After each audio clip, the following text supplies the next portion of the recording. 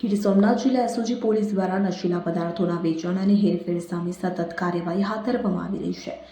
તે અંતર્ગત મળેલી બાતમીના આધારે એસઓજી પોલીસની ટીમે વેરાવળ તાલુકાના ઇણાજ ગામના જૂના વિસ્તારમાં દરોડો પાડી એક શખ્સને ગાંજા સાથે ઝડપી પાડ્યો. તપાસ દરમિયાન આરોપી પોતાના રહેણાંક મકાનમાં ગાંજો રાખી તેનો છૂટક વેચાણ કરતો હોવાનું સામે આવ્યું છે. પોલીસે આરોપીની કબજામાંથી 445 ગ્રામ ગાંજો, એક મોબાઈલ ફોન સહિત કુલ ₹27,250નો મુદ્દામાલ કબજે કર્યો હતો.